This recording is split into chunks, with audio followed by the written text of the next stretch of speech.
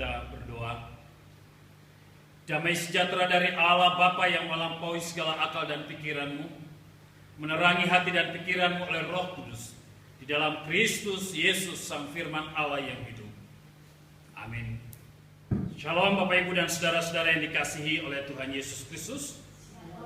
Kita bersyukur dan berterima kasih kepada Tuhan karena anugerah Tuhan, Dia telah menyertai kita dan memberkati kita, menolong kita secara khusus memasuki minggu yang terakhir di bulan yang ke-6 ini. Tidak terasa bahwa akhirnya kita berada di penghujung daripada bulan yang ke-6. Oleh karena itu, dalam mengakhiri seluruh rangkaian tema kita bicara tentang gereja sepanjang bulan ini, hari ini kita akan bicara tentang satu bagian firman Tuhan, yaitu tentang hikmat. Oleh karena itu saya mengajak kita, mari kita sama-sama membuka kebenaran firman Tuhan, membuka Alkitab kita, dan kita akan membaca bersama-sama dari Amsal pasal yang keempat, ayat yang pertama sampai dengan ayat yang ke-9. Amsal pasal 4 ayat yang pertama sampai dengan ayat yang ke-9 yang berbunyi demikian. Nasihat untuk mencari hikmat.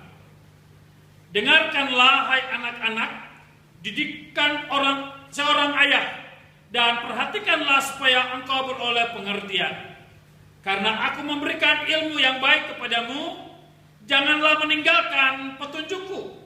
Karena ketika aku masih tinggal di rumah ayahku sebagai anak, lemah dan sebagai anak tunggal bagi ibuku, aku diajari ayahku, katanya kepadaku, biarlah hatimu memegang perkataanku, berpeganglah pada petunjuk-petunjukku, maka engkau akan hidup. Perolehlah hikmat, perolehlah pengertian, jangan lupa dan jangan menyimpang dari perkataan mulutku. Janganlah meninggalkan hikmat itu, maka engkau akan dipeliharanya. Kasihilah dia, maka engkau akan dijaganya. Permulaan hikmat ialah peroleh hikmat, dan dengan segala yang kau perolehlah pengertian. Junjunglah dia, maka engkau akan ditinggikannya. Engkau akan dijadikan terhormat apabila engkau memeluknya. Ia akan mengenakan karangan bunga yang indah di kepalamu, mahkota yang indah akan dikaruniakannya kepadamu. Bapak, Ibu, dan saudara-saudaraku yang dikasihi di dalam Tuhan Yesus Kristus. Tema firman Tuhan pada hari ini adalah cintailah hikmat.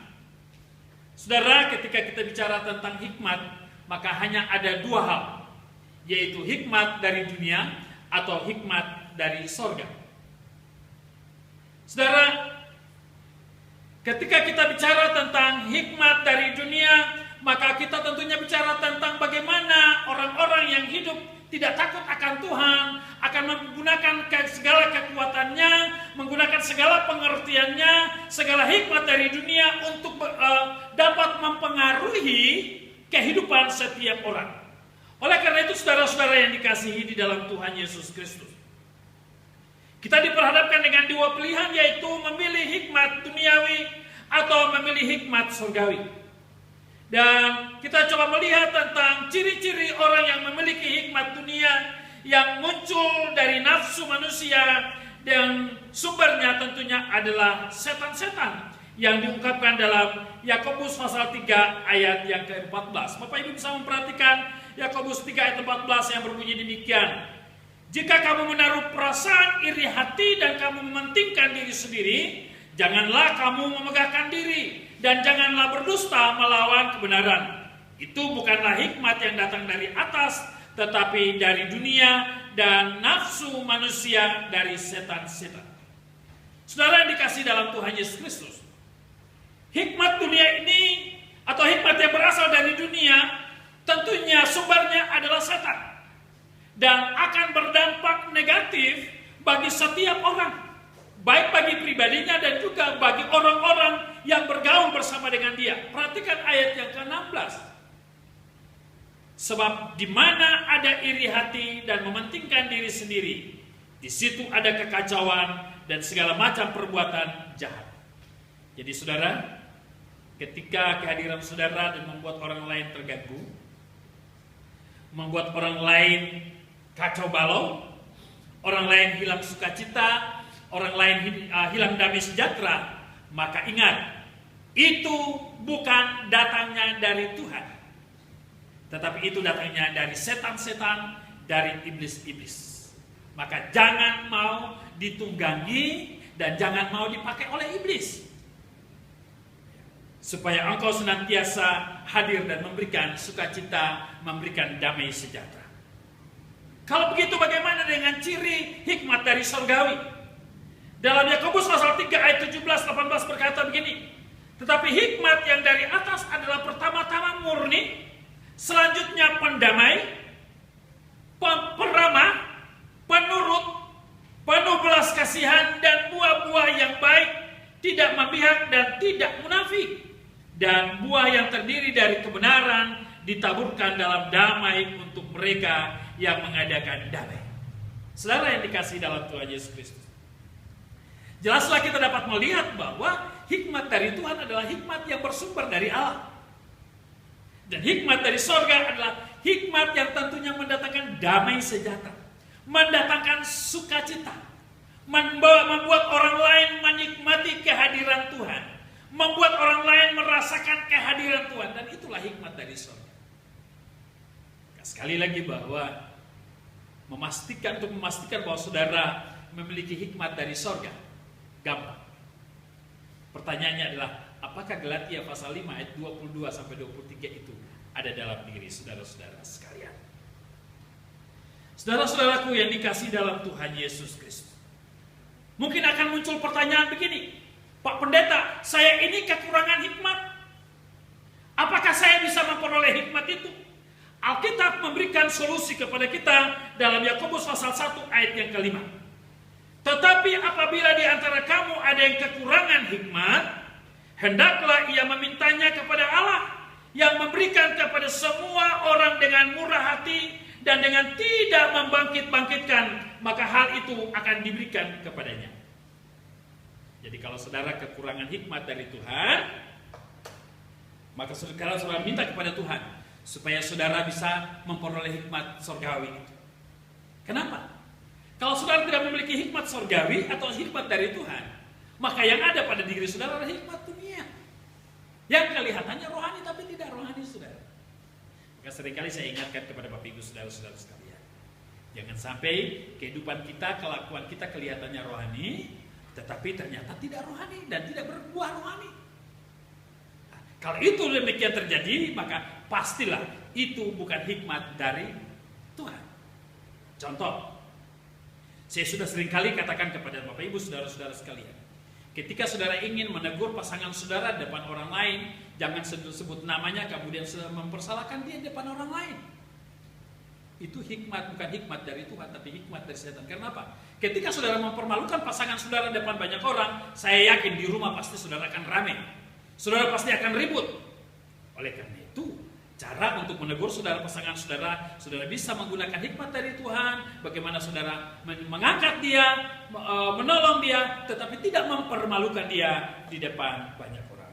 Saudara-saudaraku yang dikasihi di dalam Tuhan Yesus Kristus, ketika kita membaca Amsal pasal 4 ayat yang pertama sampai dengan ayat yang ke-9, maka saya paling tidak melihat ada 3 catatan penting. Yaitu yang pertama, bagaimana caranya kita dapat mencintai hikmat itu. Kemudian yang kedua, Salomo seorang pribadi yang membagi pengalaman hidupnya kepada anak-anaknya tentang hikmat. Dan yang ketiga adalah akibat jika kita hidup memiliki hikmat. Yang pertama, perhatikan ayat pertama dan beberapa ayat selanjutnya. Bagaimana caranya kita dapat mencintai hikmat? Salomo berkata dalam ayat yang pertama, dengarkanlah hai anakku, hai anak-anak, didikan seorang ayah. Pada zaman sekarang memang kadangkala susah. Sesuai dengan perkembangan ilmu pengetahuan teknologi, kadangkala anak-anak tidak terlalu peduli dengan nasihat orang tua. Salah satu contoh, orang tua sudah bilang begini, corona ya ditinggal diam-diam di rumah, nggak usah kemana-mana. Tapi berkeliaran juga, ya. Keluar sore, pulang tengah malam, tidak tahu kemana dia pergi. Ya. Apalagi Apalagi sekarang anak-anak sudah mulai pintar, sudah mulai hebat, tahu segala sesuatu dan sebagainya. Ya, ini susah.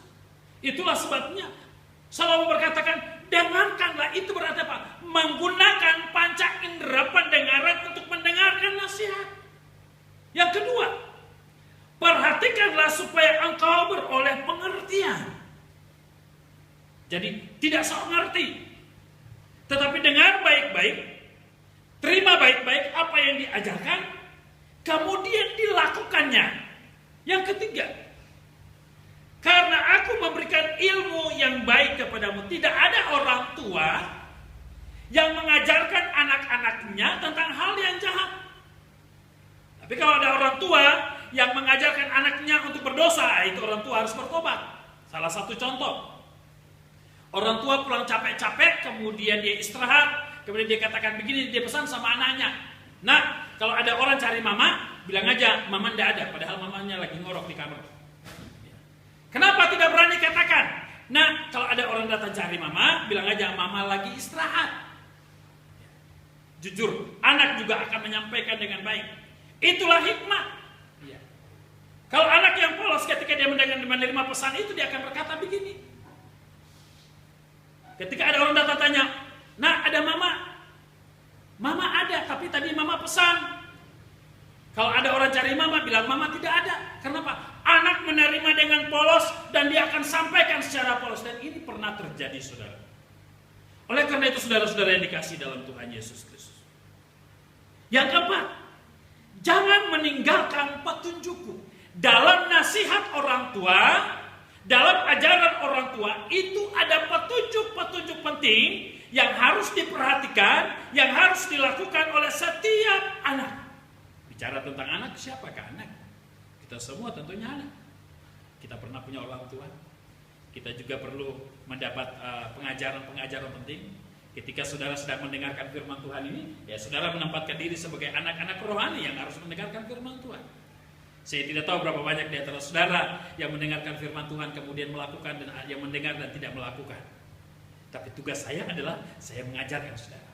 Tugas saya adalah saya memberitakan. Saya sampaikan kepada saudara. Soal saudara lakukan atau tidak tergantung saudara. Tapi saya berdoa, Roh Kudus mengingatkan saudara, Roh Kudus bekerja sehingga saudara mampu mempraktekannya itu dalam kehidupan saudara. Yang kedua, Salomo membagikan pengalaman hidupnya kepada anak-anaknya dalam ayat selanjutnya.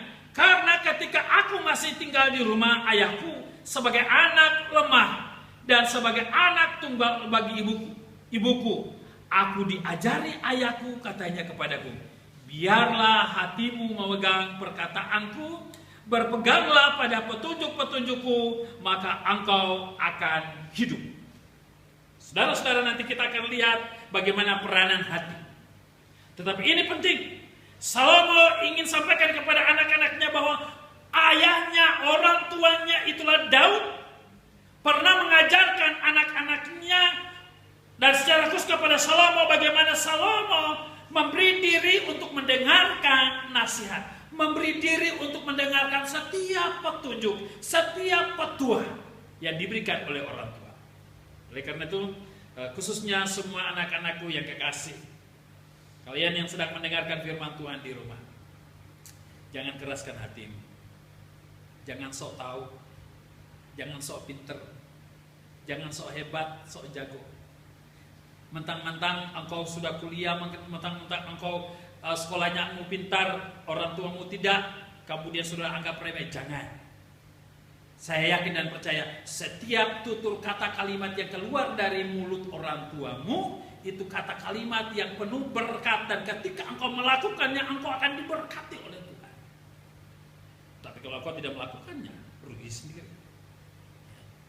Itulah sebabnya jangan marah. Seringkali banyak orang tua yang mengeluarkan kata-kata kotor, kata-kata keras. Memang dasar anak durhaka. Kenapa?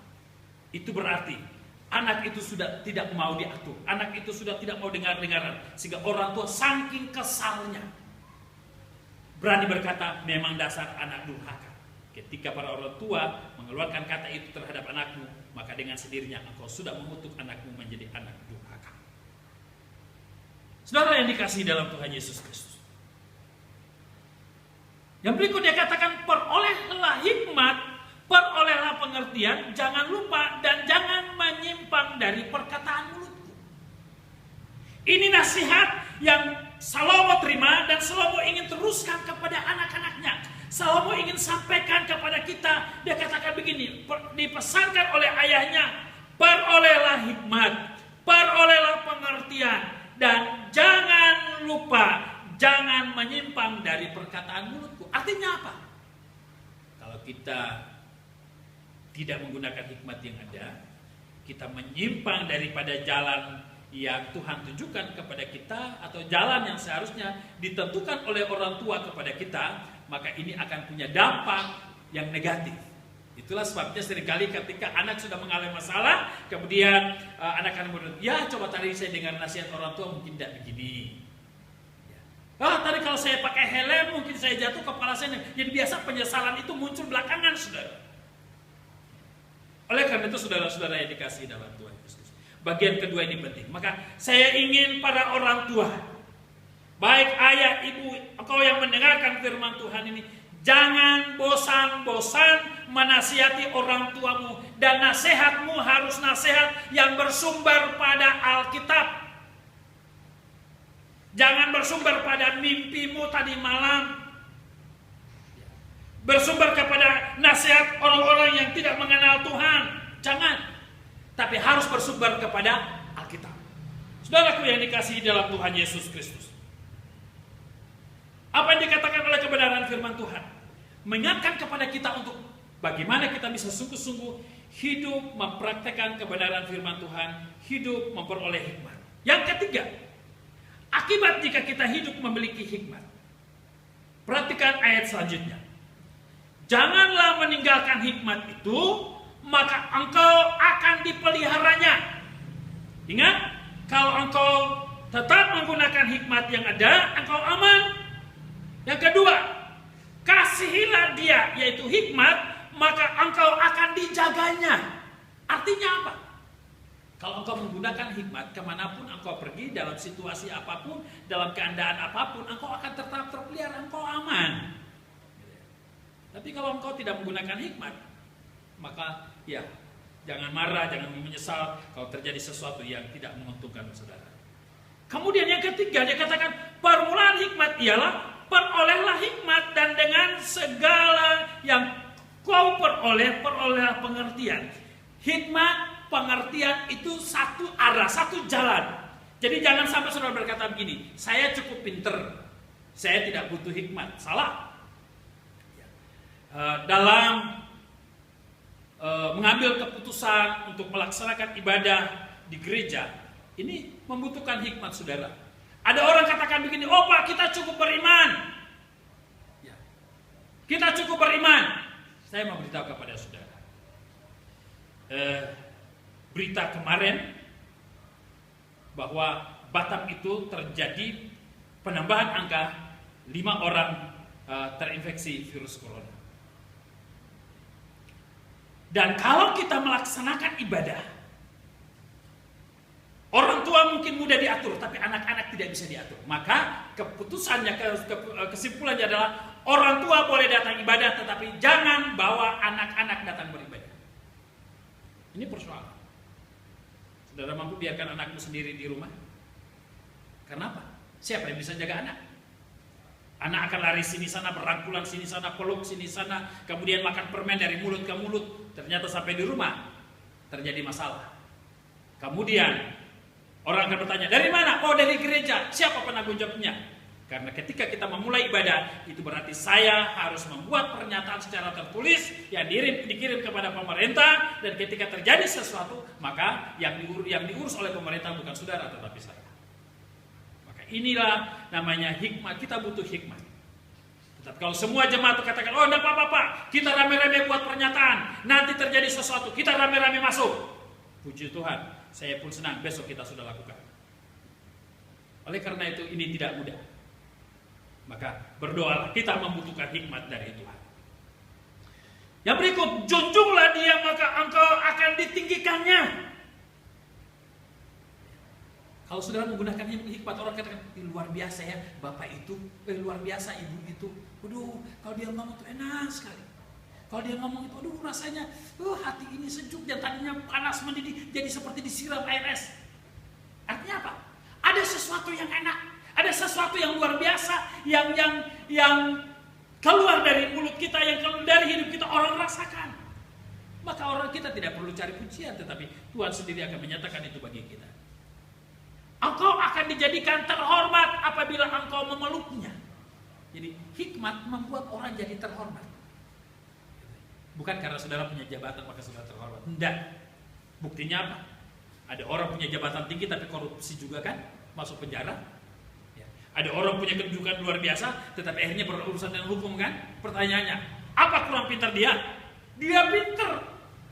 Masalahnya di mana? Tidak menggunakan hikmat dengan baik. Oleh karena itu saudara-saudara yang dikasihi dalam Tuhan Yesus Kristus, maka saya juga ingin mengajak kepada Bapak Ibu saudara-saudara, secara khusus ibu-ibu, di tengah-tengah situasi pandemi COVID-19 ini, saya ingin mau katakan kepada saudara, mari saudara bisa lakukan apa saja yang bisa membuat saudara dapat melangsungkan kehidupan saudara dalam rumah tangga. Saya di belakang rumah saya sedang pelihara lele dalam ember. Kemudian tanam kangkung. Ini masuki minggu yang ketiga. Tadi saya lihat lele sudah mulai besar-besar. Dari 200 ekor tinggal hanya 10 ekor, yang lain mati semua. Tidak tahu kenapa. Maklum, karena saya bukan bagian perikanan. Tapi saya cocok jadi bagian mencari jiwa kepada Tuhan. Tapi puji Tuhan, lelenya sudah besar-besar. Saya harap 2 minggu lagi sudah kita bisa bakar. Kangkung sudah subur. Ya. Nangka saya kemarin sudah tebas. Tinggal hanya pohonnya dan buahnya.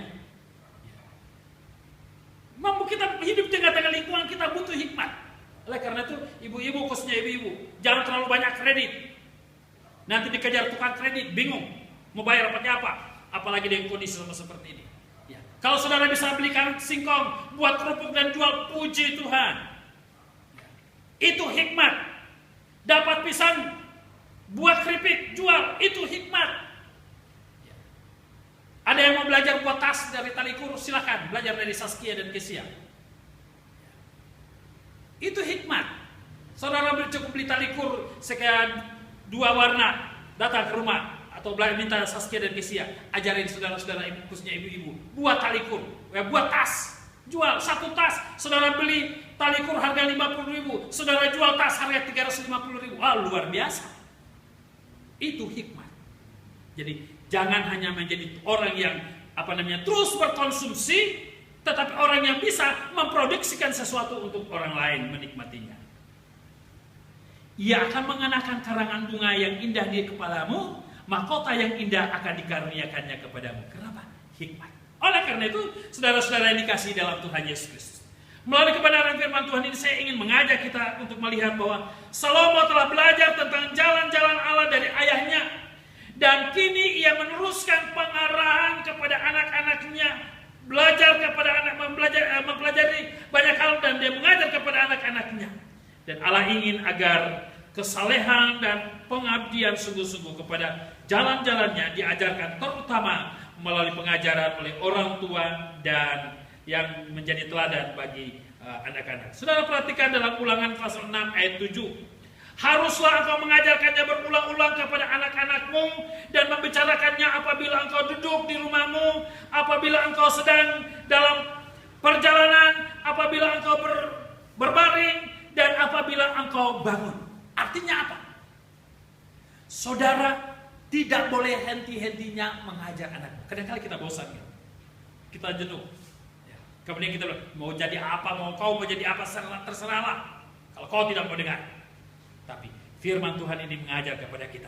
Oleh karena itu saudara-saudara yang dikasihi dalam Tuhan Yesus Kristus, hikmat sedemikian sangat penting sehingga sampai disejajarkan dengan makna hidup seseorang.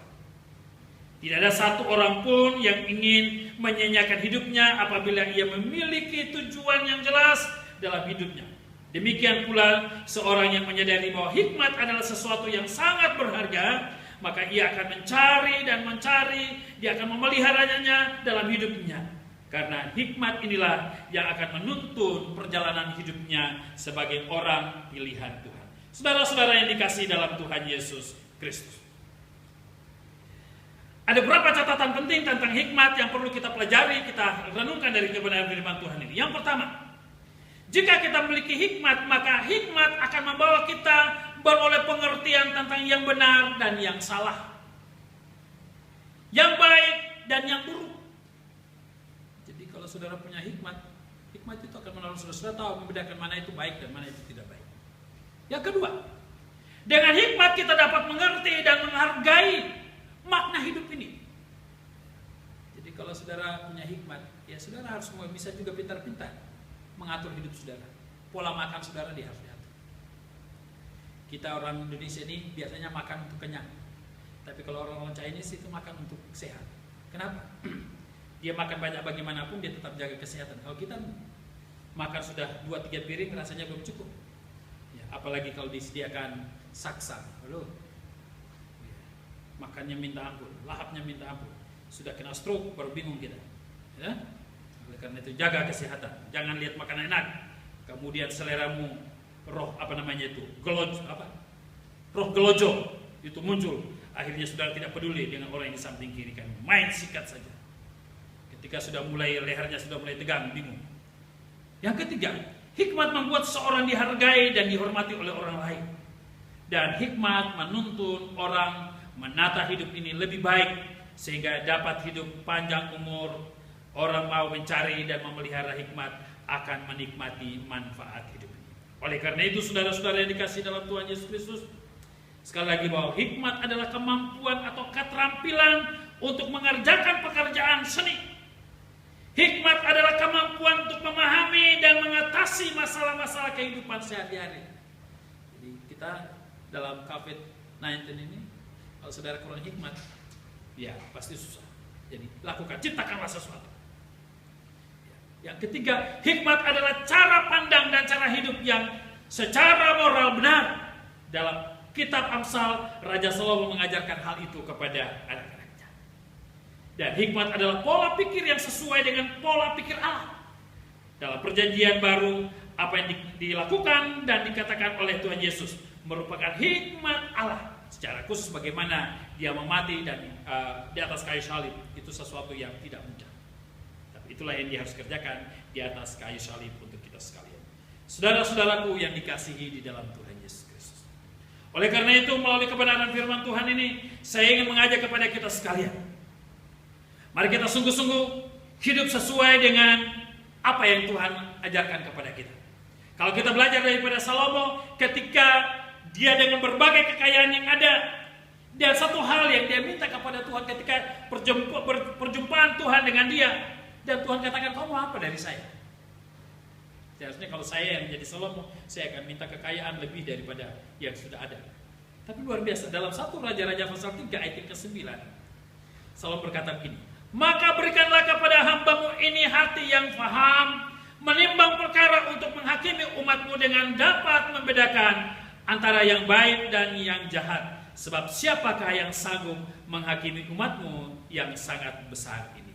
Saudara-saudaraku yang dikasihi dalam Tuhan Yesus Kristus, kita membutuhkan hikmat dalam menata hidup ini. Kita membutuhkan hikmat dalam menata seluruh pelayanan kita tahun ini. Kita harus jujur, seluruh program pelayanan kita tahun ini semua berantakan. Bukan karena corona, tapi menurut saya cara Tuhan untuk membawa kita untuk melihat segala sesuatu yang ada. Dan jangan-jangan Natal juga tahun ini kita tidak bisa rayakan. Ya puji Tuhan, paling tidak mengurangi uang untuk beli pakaian baru. Kalau kita tidak bisa buat Natal bersama-sama, ya paling tidak mengurangi biaya untuk beli kue. Karena apa? Keputusan Menteri Bersama telah menentukan bahwa anak-anak sekolah pun untuk PAUD, TK dan sebagainya tidak diperkenankan untuk masuk sekolah. SMP, SMA diizinkan masuk sekolah kalau diizinkan oleh orang tua. Jadi kalau ada sekolah yang maksa, nah itu perlu diperusak dengan dinas. Jadi, melihat kondisi sama seperti ini, kita butuh hikmat. Untuk kampus tidak boleh ada perkuliahan. Jangan-jangan wisuda di kampus saya tahun ini juga wisudanya pakai online. Tapi ada kampus yang sudah protes. Kami tidak mau wisuda online. Tapi kami tunggu sampai corona reda baru kami mau wisuda. Saya tidak tahu mahasiswa saya di STT Baso. Tanggal 27 Agustus adalah tanggal penentuan wisuda. Pertanyaannya, apakah jadi wisuda atau wisudanya online? Karena itu merupakan keputusan yang harus diambil berdasarkan hikmat dari Tuhan. Oleh karena itu, saudara-saudara jemaatku yang dikasihi dalam Tuhan Yesus Kristus, mari kita minta kepada Tuhan. Masing-masing berkata kepada Tuhan, Tuhan, berikanlah aku hikmat, berikanlah aku pengertian bagaimana menata hidup ini lebih baik lagi, sehingga hidup ini menjadi berkat dan berarti bagi orang lain. Tuhan memberkati saudara-saudara sekalian. Cintailah hikmat, maka hidupmu akan berarti di hadapan Tuhan. Amin. Mari kita berdoa. Ya Tuhan, kami bersyukur dan berterima kasih untuk kebenaran firman Tuhan pagi hari ini yang sudah kami dengar. Roh Kudus menolong memberkati kami sehingga firman Tuhan ini menjadi kekuatan baru dalam kehidupan kami, membawa kami semakin hari semakin mengasihi Tuhan. Terima kasih Bapa di surga, terima kasih. Kuasai kami, perlengkapi kami dengan hikmat dari Tuhan, sehingga melalui kehidupan kami Bapa, nama Tuhan dipermuliakan. Terpujilah Engkau Bapa. Ini doa kami. Dalam nama Yesus kami mengucap syukur dan berdoa kepada Bapa di surga.